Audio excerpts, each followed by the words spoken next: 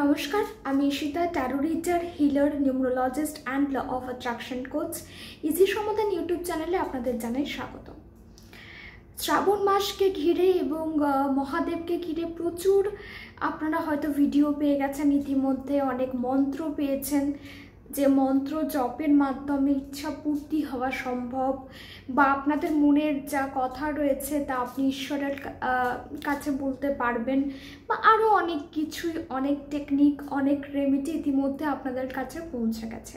কিন্তু আজকের এই ভিডিওটি যারা দেখবেন বা আগামী দিনেও যাদের কাছে এই ভিডিওটি পৌঁছবে, তাদের জন্য একটি কথা বলে রাখি যে এই ভিডিওতে আমি কোনো মন্ত্র দেব না বা এমন কোনো কথা বলবো না যেটা আপনাদের খুব তাড়াতাড়ির মধ্যে বা খুব চটজলদি আপনারা কোনো ইচ্ছা পূর্তি করতে পারবেন।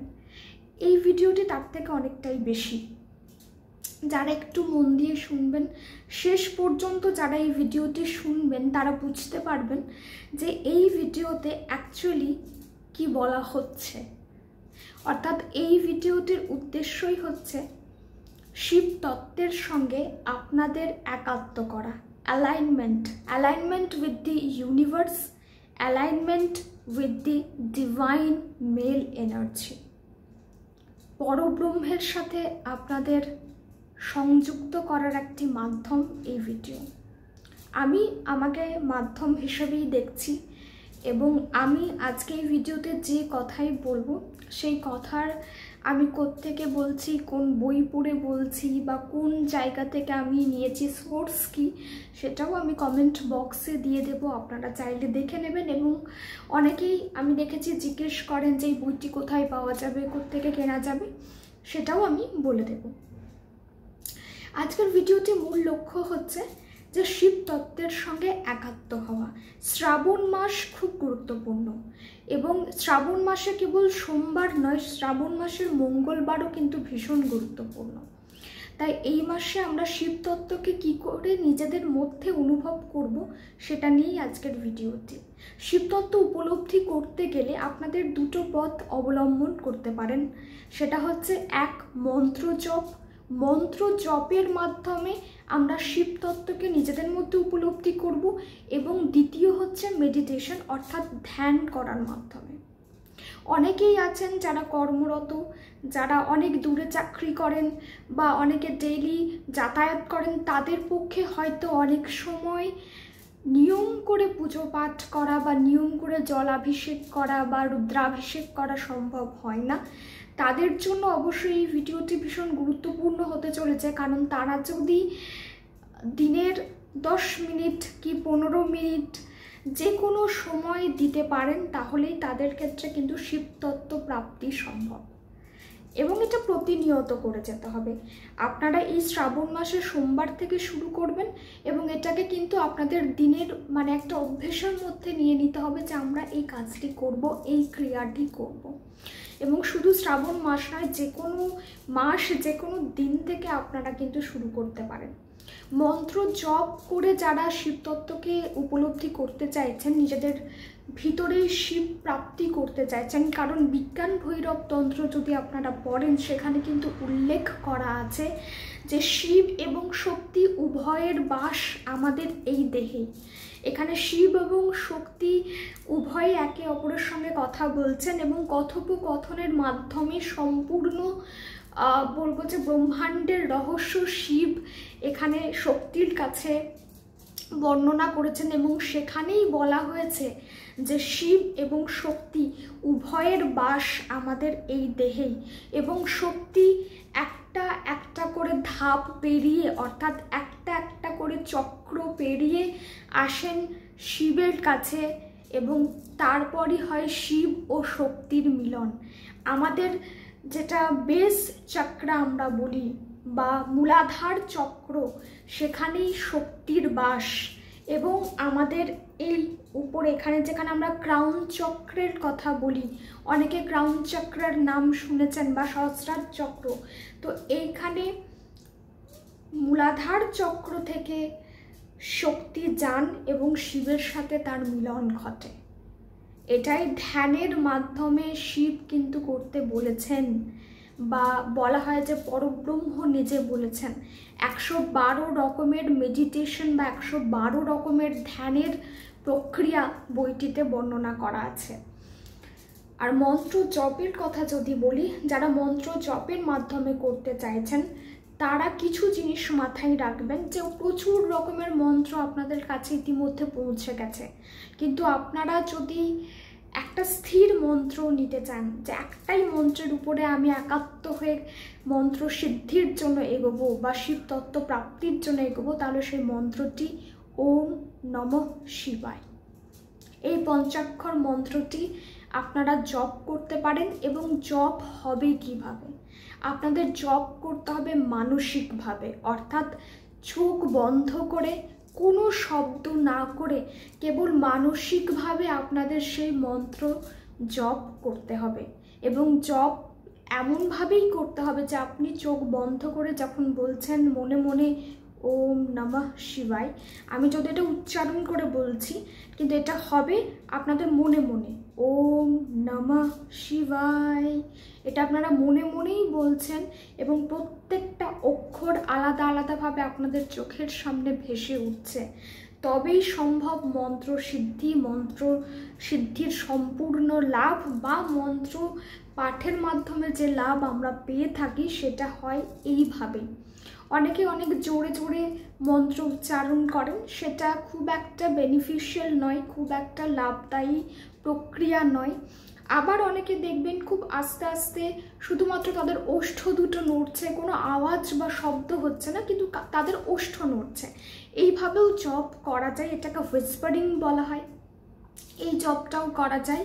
এবং আর এক ধরনের জপ হয় যেটা অজপ, অর্থাৎ ঘুমিয়ে ঘুমিয়েও যখন মন্ত্র আপনাদের ভিতরে চলে এসেছে তখন ঘুমিয়ে ঘুমিয়েও আপনারা সেই মন্ত্র জপ করছেন এবং ঘুম থেকে উঠে আপনারা বুঝতে পারেন যে হ্যাঁ এটা আমার ব্যাক অফ মাইন্ড এটা হয়তো হচ্ছিল। তাই সব থেকে বেস্ট যদি বলি, সব থেকে এফিশিয়েন্ট হচ্ছে মানসিক জপ, যেটা আপনারা এই শ্রাবণ মাসে এই সোমবার থেকে করতে শুরু করুন। খুব ভালো ফল পাবেন এবং শিব তত্ত্বের অনুভূতি নিজেদের মধ্যে করতে পারবেন। কতবার মন্ত্র জপ করবেন? সাধারণত বলা হয় 108 বার এই মন্ত্র জপ করা শ্রেয়। যদি না পারেন, একান্তই 108 বার না হচ্ছে, সেক্ষেত্রে 21 বার করতে পারেন বা 51 বার করতে পারেন। এই দুটোর মাঝামাঝি কোনোটা নেবেন না, হয় 21 নয় 51, আর না হলে একবারে 108। এবং মন্ত্র জপ করার সময় আপনাদের মুখ থাকবে উত্তর দিকে এবং একটা আসন পেতে সেই আসনের উপরে বসে আপনারা এই মন্ত্র জপ করবেন। মাটিতে আসন পেতে আপনাদেরকে কিন্তু মন্ত্র জপ করতে বসতে হবে এবং আপনাদের ফেস থাকবে নর্থ ডিরেকশনে। যে কোনো মন্ত্র জপ করার জন্য যদি আপনারা জানেন না যে কোন মন্ত্রের দিক কোন দিকে হবে, আপনারা নিঃসন্দেহে পূর্ব দিক বা উত্তর পূর্ব দিক মুখ করে বসতে পারেন এবং মহাদেবের যে কোনো মন্ত্র জপের জন্য আপনারা উত্তর দিকে মুখ করে বসতে পারেন। এবং এটা আপনারা যদি প্রত্যেক দিন নিয়ম মাফিক করতে শুরু করেন, খুব ভালো ফল লাভ হবে। এবং যদি আমাকে জিজ্ঞেস করেন কোন সময়ে করলে সব থেকে বেশি ভালো লাভ পাওয়া যায়, আমি তো বরাবরই বলে এসেছি ব্রহ্ম মুহূর্ত সব থেকে ভালো সময়, যে সময় আপনারা করতে পারেন। ব্রহ্ম মুহূর্তে যদি আপনাদের না হচ্ছে, সেক্ষেত্রে সন্ধ্যাকালীন সময়, যে সময় সূর্য অস্ত যাচ্ছে সেই সূর্যাস্ত সময়ের 8 ঘন্টা আগে এবং সূর্যাস্তের পরে 8 ঘন্টা, অর্থাৎ এই 1 ঘন্টা সময় সূর্যাস্ত তার 8 ঘন্টা আগের থেকে আপনারা যদি শুরু করেন এবং সূর্যাস্তের পরেও 8 ঘন্টা অবধি যদি আপনারা কন্টিনিউ করেন, তাহলে কিন্তু সেটা খুব ভালো সময় শিবের আরাধনা হেতু। এবং যারা জল অর্পণ করতে চাইছেন তারাও কিন্তু ব্রহ্ম মুহূর্তে মহাদেবের মাথায় জল বা রুদ্রাভিষেক করতে পারেন এবং ঠিক সন্ধ্যাকালীন এই সময়টাতেও করতে পারেন। এবার আসি যে যারা জপের মাধ্যমে করবেন তারা তো বুঝতে পেরে গেলেন। এবার যারা মেডিটেশন করবেন, ধ্যানের মাধ্যমে শিব তত্ত্বকে উপলব্ধি করার চেষ্টা করবেন, তাদের ক্ষেত্রে তো প্রচুর রকমের মেডিটেশন আছে, কিন্তু আমি একটা খুব ছোট্ট এবং খুব কি বলবো সহজ একটা উপায় বলে দিচ্ছি। যাদের একদম অভ্যেস নেই ধ্যান করার তারাও চেষ্টা করতে পারেন, তারাও এইভাবে করলে কিন্তু সফল হবেনই হবেন। আপনাদের সামনে একটা মোমবাতিকে প্রজ্বলিত করতে হবে এবং মোমবাতিটিকে এমন দূরত্বে রাখতে হবে যেন সোজাসুজি হয়। আপনাদের চোখের একদম সোজাসুজি মোমবাতিটিকে রাখতে হবে এবং আপনাদের উচ্চতার মধ্যেই রাখতে হবে। এক হাত এরম করে মেপে নিয়ে যেখানে হচ্ছে সেখানেই কিন্তু সেই উচ্চতার মধ্যেই আপনাকে মোমবাতিটি রাখতে হবে। এমন না হয় যে মোমবাতিটি আপনি নিচে রাখলেন এবং আপনাকে এরম করে দেখতে হচ্ছে। একদম সোজাসুজি তাকালেই মোমবাতিটি আপনার চোখে পড়বে এবং আপনি মোমবাতিটি প্রজ্বলিত করবেন, ঘরের সমস্ত আলো বন্ধ করে দেবেন এবং ধ্যান মুদ্রায় বসে আপনারা জাস্ট এরকম মুদ্রা করতে পারেন। হাত দুটো খুব আলগাভাবে নামাবেন এবং কিছুক্ষণ মোমবাতিটির দিকে তাকিয়ে দেখবেন। বেশ কিছুক্ষণ দেখার পর আস্তে আস্তে ধীরে ধীরে চোখ বন্ধ করবেন এবং চোখ বন্ধ করার পরেও দেখবেন যে ওই শিখাটিকেই আপনারা দেখতে পাচ্ছেন। চোখ বন্ধ করার পরও ওই শিখাটি আপনাদের চোখের সামনে ভাসবে। যতক্ষণ ওইটি দেখা যাচ্ছে দেখবেন, কল্পনা করবেন, দেখবেন এবং একটা সময় পর দেখবেন আর শিখাটিকেও দেখতে পাচ্ছেন না, সম্পূর্ণ অন্ধকার একটা অবস্থা আপনাদের সামনে চলে আসছে। ঠিক সেই অবস্থার মধ্যে থাকতে হবে, অর্থাৎ বলা হয় যে অবস্থাতে আর কোনো কিছুই মাথায় আসছে না, শূন্য, সেটাই হচ্ছে পরমানন্দ অবস্থা। এবং যখন সেই পরমানন্দ অবস্থাতে আমরা পৌঁছতে পারি সেই অবস্থাই হচ্ছে শিব অবস্থা বা সেটাই হচ্ছে শিব। তখন আমরা নিজেরাই শিব হয়ে উঠি বা আমাদের মধ্যে সেই শিব তত্ত্বকে আমরা উপলব্ধি করতে পারি। এটা খুব সামান্য এবং খুব সহজ একটা মেথড আমি বললাম, এটা অবশ্যই করে দেখতে পারেন। এবার এখানেও প্রশ্ন আসবে যে আমি তো চেষ্টা করেছি কিন্তু তবু অনেক রকমের চিন্তা চলে আসছে, যখন মোমবাতির শিখার দিকে তাকিয়ে আছি তখনও হাজার রকমের চিন্তা আসছে, যখন চোখ বন্ধ করছি তখনও হাজার রকমের চিন্তা আসবে।